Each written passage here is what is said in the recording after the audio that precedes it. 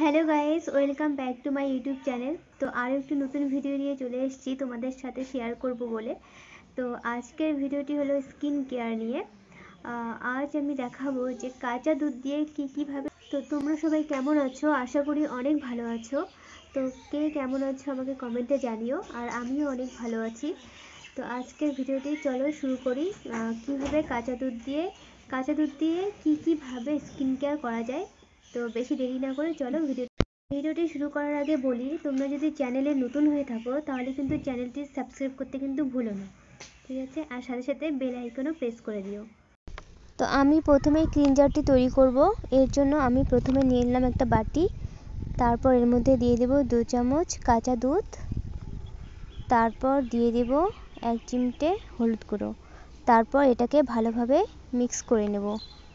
Mix করে তারপর পুরো ফেসে অ্যাপ্লাই করব। আর পুরো ফেসে অ্যাপ্লাই করার আগে মুখটাকে পরিষ্কার জল দিয়ে ধুয়ে নিতে হবে, তারপর অ্যাপ্লাই করতে হবে। তো আমি ফেসটা জল দিয়ে ধুয়ে নিয়েছি। এখন আমি এই ক্লিনজারটি পুরো ফেসে অ্যাপ্লাই করব। তো এটা আমি কটন দিয়েই অ্যাপ্লাই করব। পুরো ফেসে একদম ম্যাসাজ করতে হবে। আর এই ক্লিনজারটিতে রয়েছে হলুদ আর কাঁচা দুধ। দুধে আছে ল্যাকটিক অ্যাসিড, যা ত্বকের ময়লা কাটাতে সাহায্য করে, ত্বককে ক্লিন করে। আর ফেসে অনেক ধুলোবালি আটকে থাকে, তো এটা দিয়ে তোমরা যদি ক্লিন করো তাহলে সব ময়লা কেটে যাবে। আর এই ক্লিনজারটি ফেসে ক্লিনজিং হিসেবে খুব ভালো কাজ করে। তো তোমরা কারা কারা অলরেডি ইউজ করে ফেলেছো তো সেটা আমাকে কমেন্টে জানিও। আর যারা যারা এখনও ইউজ করোনি তারা কিন্তু আজকের থেকেই এটা ইউজ করা শুরু করে দাও, কারণ সরস্বতী পুজোর তো আর বেশি দিন বাকি নেই। তো সরস্বতী পুজোর আগে যদি ক্লিন ত্বক, উজ্জ্বল ত্বক পেতে চাও তাহলে কিন্তু আজকের থেকেই এই টিপসটি ইউজ করা শুরু করে দাও।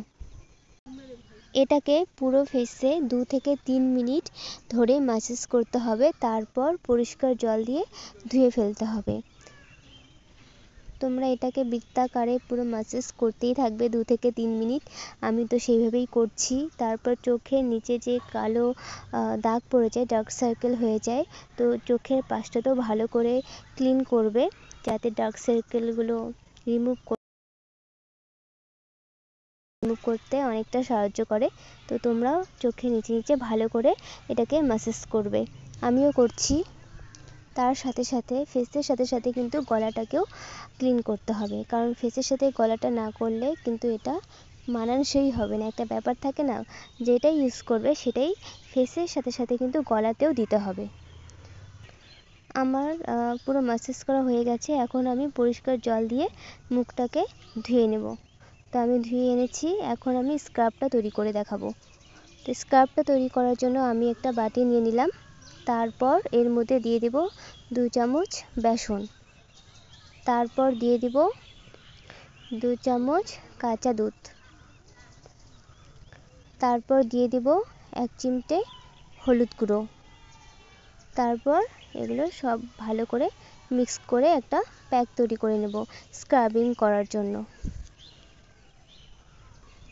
তো আমার এটা তৈরি করা হয়ে গেছে। এখন আমি পুরো ফেসে এটাকে অ্যাপ্লাই করব। আমি এই স্ক্রাবটিতে দিয়েছি বেসন, কাঁচা দুধ আর হলুদ। বেসন তো স্কিনের জন্য কতটা হেল্পফুল তোমরা সকলেই জানো।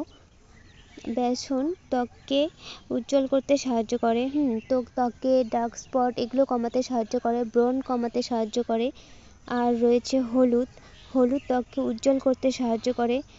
তারপর হলুদে কিন্তু ডার্ক সার্কেল রিমুভ করতে অনেকটা হেল্প করে। কারণ কি বলতো, আজকাল কেউই কিন্তু ঘরে বসে থাকে না, সকলকেই নানা কাজে বাইরে বেরোতে হয়। আর বাইরে বেরোলেই কত ধুলোবালি, কত পলিউশনের যে মুখোমুখি হতে হয় তোমরা সকলেই জানো, আমরা সকলেই জানি। কারণ বাইরে কতটা পরিমাণে পলিউশন থাকে, যার জন্য ফেসে কতটা ক্ষতি হয়। আর পলিউশনের পাশাপাশি সূর্যের তাপের সমস্যা তো আছেই। সূর্যের তাপে আমাদের স্কিনে ট্যান পড়ে যায়। তো এই সব কিছু স্কিন প্রবলেমসের থেকে তোমরা যদি মুক্তি পেতে চাও তাহলে কিন্তু এই প্যাকটি ইউজ করা শুরু করে দাও। তোমরা এই প্যাকটি ইউজ করলে অনেক অনেক হেল্প পাবে। তো শুধু কাজ করলেই তো হবে না, তাই না? তো নিজের ত্বকের যত্নটাও নিতে হবে।